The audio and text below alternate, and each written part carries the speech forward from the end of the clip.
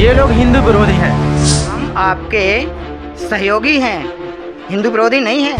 हम यदि इनके अनुसार भक्ति करें तो इनके अनुसार हमें किसकी भक्ति करनी चाहिए बता। भक्ति तो हमें करना चाहिए पूर्ण परमेश्वर की। हम तो राधे राधे जपते हैं, राधे राधे को मानते हैं। जो अभी तक जितने धर्म गुरु हैं हमारे सभी गुरु राधे राधे का मंत्र ही देते हैं। गीता जी में आप मुझे एक जगह भी बता दीजिए, कहीं एक जगह राधे राधे लिखा हो तो मैं भी जाप करने लगूंगा राधे राधे। जैसे अभी नवरात्रि का पर्व चल रहा है तो नवरात्रि के पर्व हम 9 दिन व्रत रखते हैं, तो ये भी तो सही है ना। बिल्कुल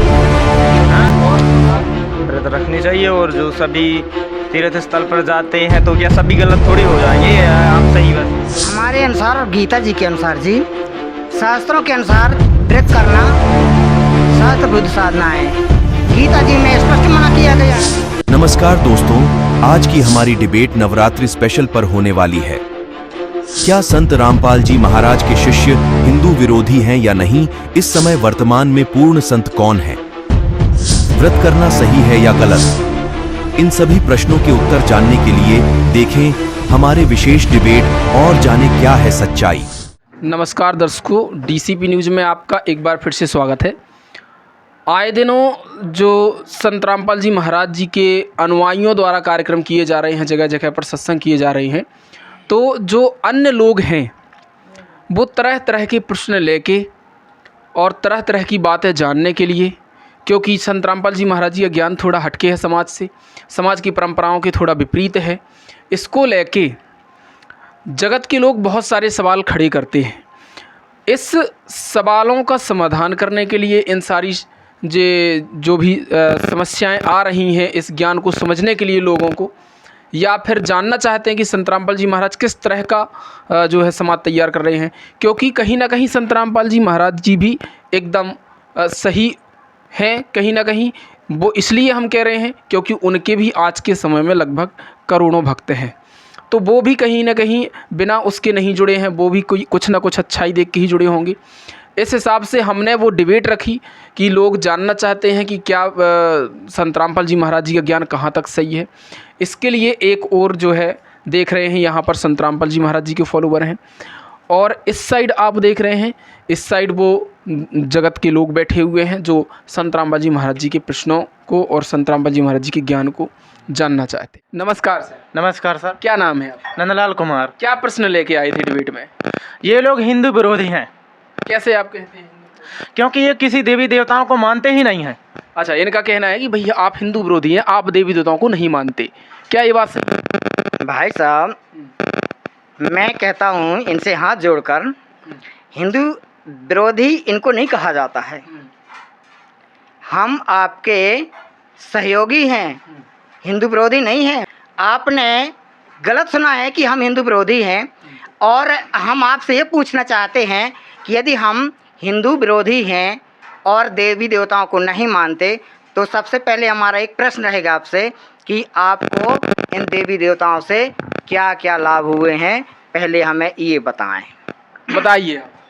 हमें इनसे बहुत सारे लाभ मिले हैं जिसकी कोई गिनती नहीं है। जैसे कि हम एक बार गाड़ी से जा रहे थे, ठीक है, तो हमारा एक्सीडेंट हो गया था, और जब भी नवरात्रि का पर्व चल रहा था तो माता रानी ने हमारी रक्षा कर ली। और दूसरी बात, एक व्यक्ति था, वो बीमार था, ठीक है, और उसके माता के पास ले जाने के पश्चात वो ठीक हो गया। यही है। आप क्या कहते हैं? अभी भी हमारे मोहल्ले में किसी को प्रेत बाधा हो जाती है, यहीं देवी का मंदिर है, वहाँ जाते ही ठीक हो जाते हैं, तो क्या लाभ उनसे नहीं होते? लाभ होते होंगे, बिल्कुल बताइए। अब इन्होंने भाई साहब ने कहा प्रेत बाधा ठीक हो जाते हैं, ये हो गया वो हो गया, और हमारी रक्षा देवी ने की, जान की रक्षा की। तो मेरा इनसे एक प्रश्न है कि 2023 में, पिछली वर्ष, एक घटना मैंने न्यूज़ में पढ़ी थी और टीवी में भी आया था कि अमृतसर से श्रद्धालुओं से भरी हुई बस वैष्णो देवी जा रही थी, और उसमें लगभग 65-70 लोग श्रद्धालु बैठे हुए थे, और वो एक खाई में जा गिरी। और खाई में गिरने के बाद उसमें तकरीबन आधे लोग तो मर गए थे और आधे घायल थे, उसमें सकुशल कोई नहीं था। और दूसरी घटना आप सभी को विदित है कि केदारनाथ में 2013 में एक भयावह घटना हुई थी, जिसमें लाखों श्रद्धालु भगवान पाने के लिए गए थे, और वहाँ पर बादल फटने से नदी में बहकर सब लोगों ने जान गंवा दी अपनी। यहाँ तक कि एक अग्रवाल समाज के एक परिवार के 11 सदस्य भी लापता हो गए थे, आज तक उनका पता नहीं चला। तो भाई साहब से मेरा ये प्रश्न है कि यदि हमारी ये देवी देवता जान की रक्षा कर सकते हैं तो फिर वहाँ जाने वाले श्रद्धालुओं की रक्षा क्यों नहीं कर पाए हैं? कृपया इसका उत्तर हमें ज़रूर बताएं। जी बताइए आप। ये तो घटना है, इत्तेफाक से घटती रहती हैं, तो वो भी आप घटती इसके बारे में तो ज़्यादा जानकारी नहीं है। ऐसी घटना तो घटती रहती कहीं भी, और ऐसा तो है नहीं कि इनके साथ कोई घटना नहीं घट सकती। हाँ ये भी बात है, ये घटना हर किसी के साथ हो सकती है। नहीं भाई साहब, इस घटना होने का भी कुछ नियम होता है। यदि इनकी इच्छा हो जानने की तो मैं ज़रूर बताऊंगा। जी बताइए, सब डिबेट में इसीलिए जानने के लिए आए। यदि आप मानेंगे तो बताऊंगा, प्रमाण भी आप पूछेंगे तो ज़रूर जी बताऊंगा। बताइए, क्या आप प्रमाण दिखाएंगे? हाँ, तो प्रमाण देंगे तो हम क्यों नहीं मानेंगे?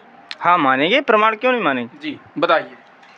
हमारे गुरुदेव जी कहते हैं माई मसानी शेर शीतला भैरव भूत हनुमंत, और परमात्मा इनसे दूर है जो इनको पूजंत। मतलब कहने का, जो आप देवी देवताओं की बात करते हैं ना, तो इनके लिए भगवान कहते हैं कि वो भगवान इनसे दूर है जो इनकी पूजा करते हैं। माई मसानी शेर शीतला यानी 64 जोगनियाँ इसमें आ जाती हैं। भैरव भूत हनुमंत, हनुमान जी तक और 33 करोड़ देवी देवता पूरे शामिल हैं जो आ जाते हैं। मतलब इनका मतलब कि जो इनकी पूजा करते हैं, जो श्रद्धालु इनकी पूजा करते हैं, तो वो भगवान से दूर हैं जी।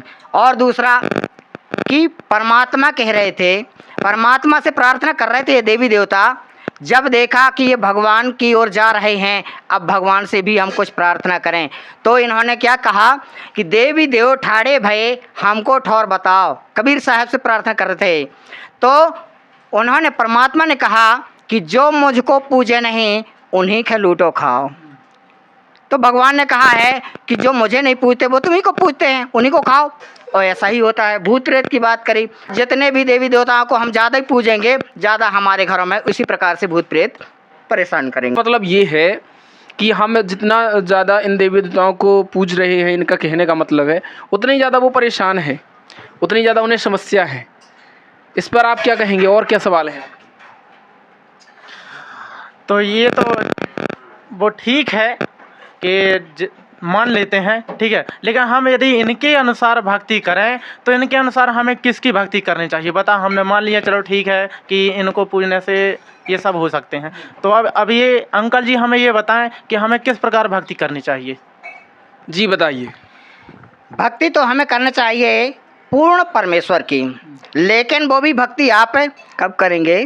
जब आपका शंका समाधान हो जाएगी, है ना।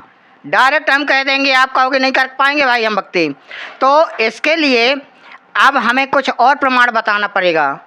परमात्मा एक वाणी में कहते थे, सुर नर मुनिजन 33 करोड़ी और ये सभी बंधे काल की डोरी। ये सभी काल के चक्कर में हैं, ठीक है ना। जितने भी अपने 33 करोड़ देवी देवता हैं, ये काल के अंडर में हैं और इनका मोक्ष नहीं हो सकता। इसका प्रमाण पहले मैं गीता जी में बताऊंगा आपको। जब आपकी शंका का समाधान हो जाएगा तब पूर्ण ब्रह्म की जानकारी फिर बताई जाएगी। सबसे पहले 33 करोड़ देवी देवताओं की आप पूजा की बात करते हैं, तो गीता अध्याय 7 के श्लोक 23 में लिखा है, और कहें तो मैं दिखा के सकता हूँ आपको। जी जी बताइए बताइए बताइए, हमारे दर्शक भी देखेंगे आपको। ये लिखा है, ये श्रीमद् देवी भगवत गीता जी। पदच्छेद अन्वय इस तरह से साधारण भाषा टीका सहित। और ये क्या कहाँ से छपी है? जय दयाल गोयंद का, गोरखपुर। जी जी गोरखपुर से प्रकाशित है, और इनके राइटर हैं जय दयाल गोयंद का। जी जी। अब इसके हम अध्याय 7 के श्लोक 23 को देखते हैं। तो देखिए भाई साहब, इसको आप पढ़िएगा। परंतु उन अल्प बुद्धि वालों का वह फल नाशवान है, तथा वे देवताओं को पूजने वाले देवताओं को प्राप्त होते हैं, और मेरे भक्त चाहे जैसे ही भजें, अंत में वे मुझको ही प्राप्त होते हैं। अर्थात इसमें ये लिखा है कि गीता अध्याय 7 का श्लोक 23 कहता है कि जो देवताओं को पूजते हैं वो देवताओं को प्राप्त होते हैं, उनका मोक्ष नहीं हो सकता भाई साहब। जैसे अपन ने देवी देवताओं के बारे में गीता जी में जाना कि इनसे, इनकी भक्ति से हमारा मोक्ष नहीं हो सकता। अब इनके ऊपर श्री ब्रह्मा जी, श्री विष्णु जी, श्री शिव जी भी हैं और इनकी भक्ति से भी मोक्ष नहीं हो सकता। इसी का प्रमाण भी गीता अध्याय 3 के श्लोक 28 में है। अब इनके ऊपर श्रीमद् देवी भागवत पुराण में एक प्रमाण और है। देवी भागवत पुराण में दुर्गा जी का प्रमाण है। आपके अंदर ये प्रश्न बन रहा होगा कि देवी दुर्गा जी से हमारा मोक्ष होगा, तो देवी दुर्गा जी तो अपनी भक्ति खुद मना कर रही है। गीता श्रीमद् देवी भागवत महापुराण के 3 स्कंद के 5वें अध्याय में देवी दुर्गा जी राजा हिमालय को उपदेश देते हुए कहती है, हे राजन, तुम सब बातों को छोड़ दो, केवल उसकी भक्ति करिए जिसका ओम मंत्र है, वो दिव्य रूपी आकाश में रहता है, उससे तुम्हारा कल्याण होगा। अब वो ओम मंत्र वाला भगवान गीता अध्याय 8 के श्लोक 13 में कह रहा है, ओम इति एकाक्षरम ब्रह्म व्याहरण माम अनुस्मरण। यानी हे अर्जुन, मेरा तो ओम मंत्र है और जो मेरे स्तर की भक्ति करेगा, मेरा जाप करेगा, तो वो मेरे धाम को जाएगा, अर्थात मुझसे प्राप्त होने वाले लाभ प्राप्त करेगा। अब बताइए भाई साहब, आप तो ओम जाप करते हैं या नहीं? क्योंकि ओम मंत्र तो किसी और भगवान का है। जी, इन्होंने बताया गीता में प्रमाण करके कि जो है ओम मंत्र के विषय में ये बता रहे हैं। आप क्या कहते हैं इस बात? हम तो राधे राधे जपते हैं। और आप? राधे राधे को मानते हैं। जो अभी तक जितने धर्म गुरु हैं हमारे, सभी गुरु राधे राधे का मंत्र ही देते हैं। कौन कौन गुरु?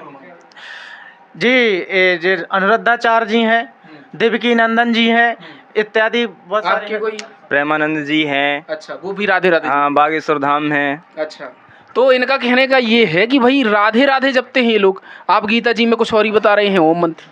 भाई साहब, इनसे मैं प्रश्न करूंगा कि आज हमारा समाज पढ़ा लिखा है, तो भाई साहब आप भी पढ़े लिखे हैं, सब जानते हैं। आपके गुरुजी ने राधे राधे मंत्र दिया है, तो राधे राधे तो तब सार्थक था जब हम पढ़े लिखे नहीं थे। अब तो पढ़े लिखे हैं। अब देख सकते हो गीता जी में, आप मुझे एक जगह भी बता दीजिए, कहीं एक जगह राधे राधे लिखा हो तो मैं भी जाप करने लगूंगा राधे राधे। ठीक है जी। और यदि आप प्रमाण नहीं करके बताएंगे तो फिर हमारी बात को आपको मानना पड़ेगा जी। आप जी से मेरा प्रश्न है जी, आप जी अपने गुरु जी को बड़ा मानते हैं या गीता जी को? बताइए, गीता जी बड़ी है जो श्रीमद् भागवत गीता है, या फिर आपके गुरु जी जो राधे राधे बताते हैं वो बड़े? देखिए, बड़े तो शास्त्र ही हैं, गुरु जी तो अभी हुए हैं, तो शास्त्र की मानेंगे जो शास्त्र। आप क्या कहेंगे? शास्त्री हैं, वह गीता जी को मानेंगे, वह गीता जी बड़ी है। गीता जी बड़ी है, इनके कहने का है गीता जी को मानेंगे। तो भाई साहब, अब मेरा एक प्रश्न और बनता है आपसे कि आप ये बताइएगा कि गीता जी में कहाँ राधे राधे लिखा है?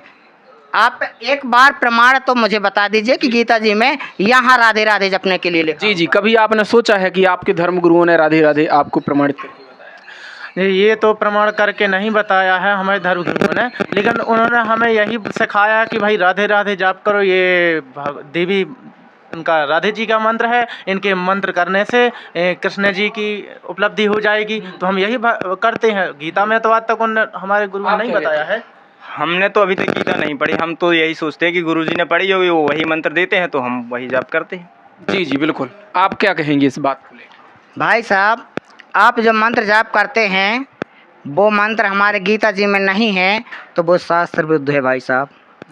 और शास्त्र विरुद्ध के लिए स्पष्ट लिखा है गीता अध्याय 16 के श्लोक 23 और 24 में कि जो शास्त्र विधि को त्याग कर मनमाना आचरण करता है उसको कोई लाभ नहीं मिलता भाई साहब, और न कोई सिद्धि मिलती, न उसकी गति होती। इसलिए हे अर्जुन, 24 में यही कहता है, हे अर्जुन तू हर प्रकार से शास्त्र को ही आधार बना ले, तभी तेरा कल्याण होगा। अब शास्त्रों में आपके अंदर ये प्रश्न बनता होगा कि शास्त्रों में कौन कौन से मंत्र हैं, यही है ना? तो शास्त्र में केवल गीता जी में 2 मंत्र ही है जी। एक तो दुर्गा जी के पति का ब्रह्म का और दूसरा पूर्ण ब्रह्म का है जी।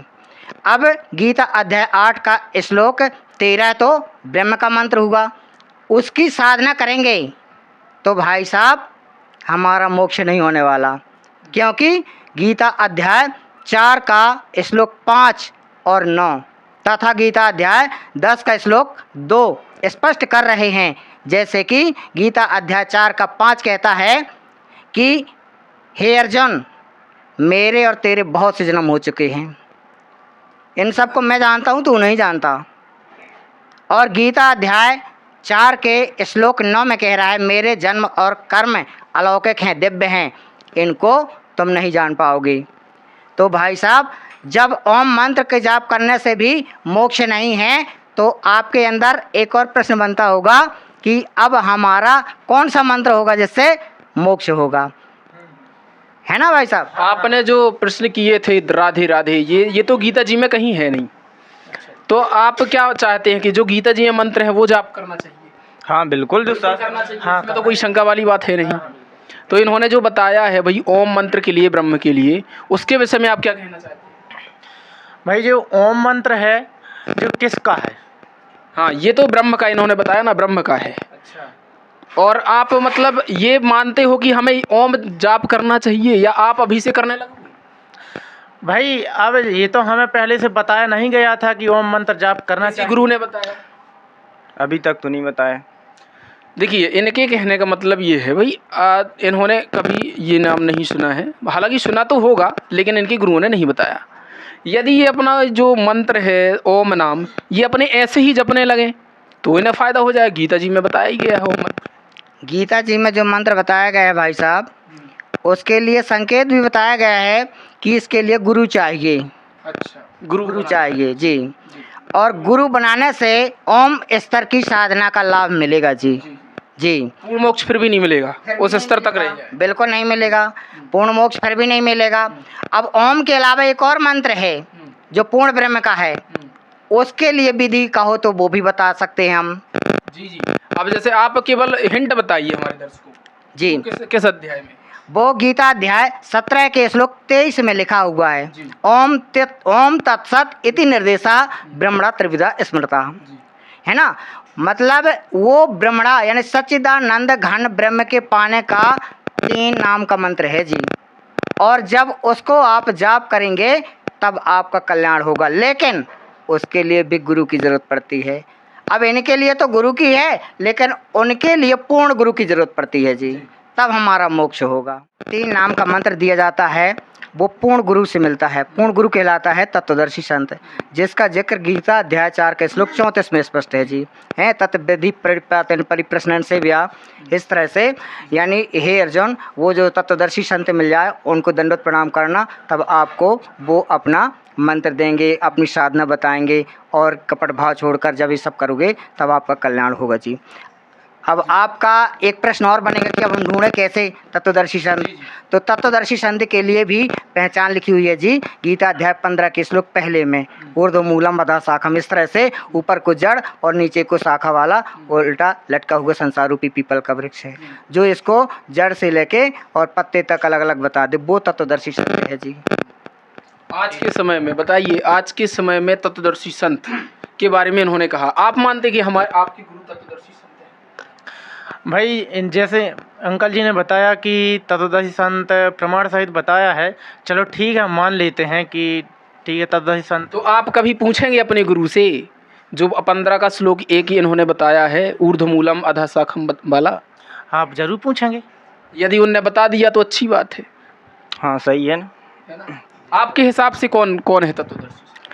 मेरे हिसाब से बंदी छोड़ सदगुरु रामपाल जी महाराज ही तत्वदर्शी। क्या आज तक किसी ने नहीं बताया? यह है गीता अध्याय 15 का श्लोक पहले की व्याख्या आज तक उनके अलावा और पूर्ण परमात्मा के अलावा और उनको प्राप्त संतों के अलावा किसी ने नहीं बताया। जी, आप क्या मानते हैं, यदि आपके गुरु नहीं बता पाते हैं तो आप क्या करेंगे?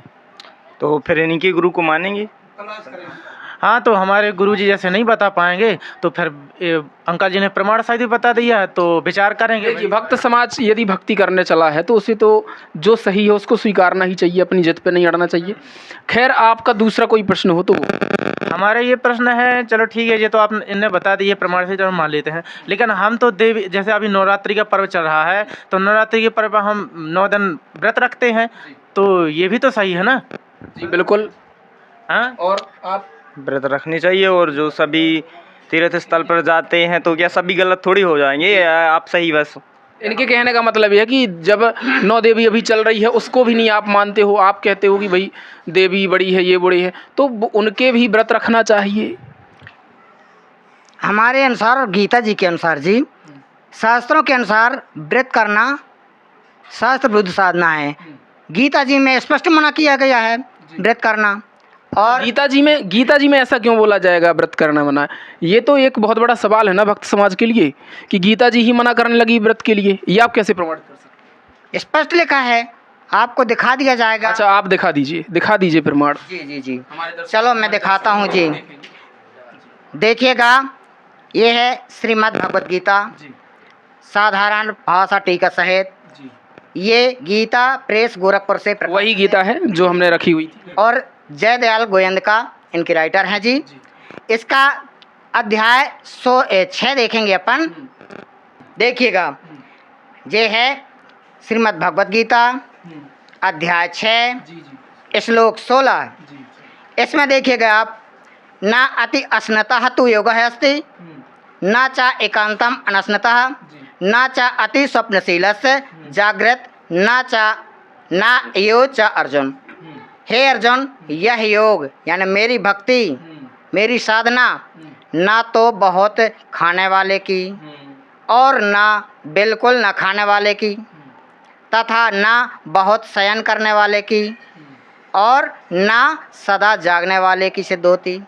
अर्थात इसमें ये कह रहा है कि ना तो ज़्यादा खाने वाले और ना बिल्कुल न खाने वाले। बिल्कुल न खाने वाले अर्थात व्रत रखने वाले। तो भाई साहब, अब आपसे मेरी यही प्रार्थना है कि गीता जी मना कर रही है व्रत रखने के लिए, और आप दुर्गा जी का 9 दिन का व्रत रखते हैं। और एक और मेरा प्रश्न है कि ये तो आपने बहुत अच्छी बात जो है देखने को मिली है, यहाँ पर समझना चाहिए, विचार करना चाहिए कि एक प्रमाणित चीज़ बताई है गीता जी में कि जो भक्ति ना तो ज़्यादा खाने वाले की, ना कम खाने वाले की, बिल्कुल ना खाने वाले की। बिल्कुल ना खाना यानी व्रत रखना, ये गीता जी से बताया गया है। तो इस पे आप क्या विचार हैं आपके? ठीक है, अंकल जी ने प्रमाण सहित बताया है तो सही है, क्योंकि गीता बोल रही तो वो तो हम मानेंगे ही। ठीक है, तो ठीक है, बताइए। चलो ठीक है, ये तो मान लिया कि चलो ठीक है, प्रमाण से बता दिया, अब व्रत नहीं रहना चाहिए। चलो ठीक है, तो देवी को तो मानना चाहिए ना, और कृष्ण जी को मानना चाहिए, जिन्होंने गीता बोली है उनको तो मानना ही चाहिए। जी, ये बिल्कुल ठीक बात कही आपने कि भाई चलो ठीक है, गीता जी में मान लिया व्रत रहना मना है, तो देवी को मानो आप और कृष्ण जी को मानो जिन्होंने स्वयं गीता का ज्ञान दिया है, क्योंकि गीता इसे तो आप प्रमाण कर रहे हैं। भाई साहब, देवी जी के लिए तो अभी मैंने बताया कि देवी जी ने तो मना कर दिया है, अपनी जाप अपनी भक्ति मना कर दिया। श्रीमद् देवी भागवत गीता में, श्रीमद् देवी भागवत पुराण में, महापुराण में 3 स्कंद के 5वें अध्याय में उन्होंने मना कर दिया है कि अर्जुन सब वो मतलब राजा हिमालय को उपदेश देते हुए कह रही है कि ऐसा नहीं करो, उसकी भक्ति करो जिसका वो मंत्र है। अब आती है श्री कृष्ण जी पर बात कि श्री कृष्ण जी ने गीता का ज्ञान दिया। आप श्री कृष्ण जी को ही आप मानते हैं कि गीता ज्ञानदाता श्री कृष्ण जी हैं, तो श्री कृष्ण जी की भक्ति आपके अनुसार करनी चाहिए। लेकिन भाई साहब, तत्वदर्शी संत मिल जाते हैं तो हमारी आंखें खुल जाती हैं कि गीता का ज्ञान किसने दिया। अब ठीक है, मान लिया हमने कि श्री कृष्ण जी ने ही गीता का ज्ञान दिया, तो गीता अध्याय 18 के श्लोक 66 में देखना, श्री कृष्ण जी कहते हैं अर्जुन तुम सर्वभाव से उनकी शरण में जाओ और उनसे तुम्हें परमपिता का मार्ग मिल जाएगा। उस परमपिता की शरण में मैं भी हूँ, और यही प्रमाण गीता अध्याय 15 का श्लोक 4 भी सिद्ध करता है जी। इन्होंने जो प्रमाण बताए हैं क्या वो प्रमाण गलत तो नहीं हो सकते? हालांकि यदि समाज देखना चाहता तो देख भी सकता है। उन्होंने बताया कि कृष्ण जी स्वयं कह रहे हैं कि उस परमात्मा की शरण में जाओ। हाँ ठीक है, तो प्रमाण दे रहे हैं तो ठीक है, मान लेते हैं, चलो मानेंगे। जी, तो हमारी डिबेट में जो है ये निष्कर्ष निकलेगा कहीं ना कहीं भक्त समाज के लिए कि हमें क्या करना चाहिए, क्या सही है और क्या गलत है। आप और क्या बातें बताना चाहते हैं कि भाई किसकी भक्ति करना चाहिए? भाई साहब से मेरा यही अनुरोध है लास्ट में कि भाई साहब, मानव जीवन का मूल उद्देश्य है मोक्ष प्राप्त करना, और मोक्ष मिलता है पूर्ण पिता से, पूर्ण परमात्मा से, और वो पूर्ण परमात्मा कबीर साहब हैं।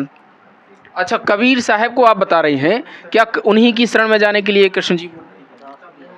कबीर साहब की शरण में जाने के लिए ही कृष्ण जी बोल रहे हैं जी। लोग धर्मगुरु ये भी कहते हैं, जैसे आप जी के गुरु जी हैं, वो तो कहते हैं कि भाई कृष्ण जी ही सब कुछ है और वो अपनी शरण में ही आने के लिए बोल रहे हैं। नहीं, ये तो गलत कह रहे हैं जी। गीता अध्याय 18 के श्लोक 62 में सर्वधर्मान परित्यज्य माम एकम शरणम ब्रज, इस तरह का है ना। तो ब्रज का अर्थ है लोगों ने गलत लगाया है जी। उसमें ब्रज का अर्थ है लोगों ने लगाया है आना, जबकि ब्रज का अर्थ है, आप डिक्शनरी में खोज कर देख लेना, ब्रज का अर्थ होता है जाना जी। और श्री कृष्ण जी यही कह रहे हैं कि अर्जुन, तुम तो उनकी शरण में जाओ और जिनसे परम कल्याण होगा। कोई ऐसी चीज़ है जो कृष्ण जी ने स्वीकारी हो कि मेरे से भी ऊपर है, मैं भी उन्हीं की भक्ति करता हूँ, ऐसा कोई चीज़ है क्या? हाँ, वो गीता अध्याय 15 के श्लोक 4 में स्पष्ट कहा कि उनकी शरण में मैं भी हूँ। अच्छा, ये जो आप बता रहे हैं में भी है जी। ये भक्त समाज को तो नहीं जचेगी कि कृष्ण जी कह रहे हैं कि मैं भी उन्हीं की शरण में हूँ। कृष्ण जी कह रहे हैं, ये आप कह रहे हैं। इसका प्रमाण हम दर्शकों को दिखाना चाहते हैं। तो मैं दिखा सकता हूँ आपको। जी, जी। देखिए जी, ये है श्रीमद् भगवत गीता साधारण भाषा टीका सहित, गीता प्रेस गोरखपुर से प्रकाशित, जय दयाल गोयंद का इनकी राइटर हैं। इनका अध्याय 15 श्लोक 4 देखते हैं अपन। जे लिखे, देखिए श्रीमद् भगवत गीता अध्याय 15 श्लोक 4। इसमें देखिएगा, उसके पश्चात उस परम पद को, यानी तत्वदर्शी संत को ढूंढने के बाद, उसके पश्चात उस परम पद रूप परमेश्वर को भली भांति खोजना चाहिए। उस परमेश्वर को खोजना चाहिए जिसमें गए हुए पुरुष फिर लौट कर संसार में नहीं आते, यानी आवागमन से मुक्त हो जाते, यानी मोक्ष हो जाता है। जिस परमेश्वर से इस पुरातन संसार वृक्ष की प्रवृत्ति विस्तार को प्राप्त हुई है, उसी आदि पुरुष नारायण के मैं शरण हूँ। इस प्रकार दृढ़ निश्चय करके उस परमेश्वर का मनन और निधि ध्यान करना चाहिए। देखिए जी, इसमें स्पष्ट प्रमाण है, और इसी प्रकार का प्रमाण गीता अध्याय 18 के श्लोक 66 में भी है। अच्छा, ये बहुत बड़ी बात है एक भक्त समाज के लिए कि स्वयं कृष्ण जी कह रहे हैं कि मैं भी उसी परमात्मा की शरण में हूँ। अब कृष्ण जी खुद सब कुछ होते तो ये वर्ड कभी ना कहते। बिल्कुल सही बात है, ये लॉजिक वाली बात है। सही है ना? आप क्या कहना चाहते हैं? हाँ, जब कृष्ण जी भी कह रहे हैं तो सही कह रहे हैं। हाँ, सही है ना। तो ये एक लॉजिक वाली बात है कि भाई गीता जी में जो है भगवान स्वयं कह रहे हैं कि मैं भी उसी परमात्मा की शरण में हूँ। आखिर अब हम दर्शकों को, ये भी दर्शकों की अभिलाषा होगी कि भाई वो परमात्मा कौन है जिसके लिए बोल रहे हैं, तो आप क्या कहते हैं? दर्शकों से ये निवेदन है, साथियों से, कि उसका नाम भी है इसमें, उसको हम जान आपको और इसके बारे में और डिटेल जानकारी करने के लिए, प्राप्त करने के लिए हमारे गुरुजी ही बताएंगे। गुरुजी का हमारा सत्संग आता है साधना चैनल में, श्रद्धा चैनल में, और उन चैनलों में विभिन्न प्रकार के चैनल, कई चैनल हैं, उनमें आता है। और उनकी सोशल मीडिया में आईडी भी बनी है, यूट्यूब में, फेसबुक में, इंस्टाग्राम में, और उनमें आप सर्च करके संत रामपाल जी महाराज, और उनका एक ऐप्स है संत रामपाल जी महाराज ऐप्स। और इस ऐप्स के माध्यम से या इन प्रकार के मतलब चैनलों के माध्यम से आप उनके बारे में और डिटेल जानकारी प्राप्त कर सकते हैं जी, और या सत्संग सुन सकते हैं जी। धन्यवाद। सच्चा है। तो हमारी डिबेट में आज इतना ही, और आज जो है हमारी डिबेट में जो लिया गया था वो एक शास्त्र सम्मत बात थी, कोई निष्पक्ष बातें थी। और बने रहिए हमारी डिबेट के साथ, आगे भी हम कोई डिबेट का वीडियो लाएंगे, तो हमारे चैनल को सब्सक्राइब ज़रूर करें। धन्यवाद।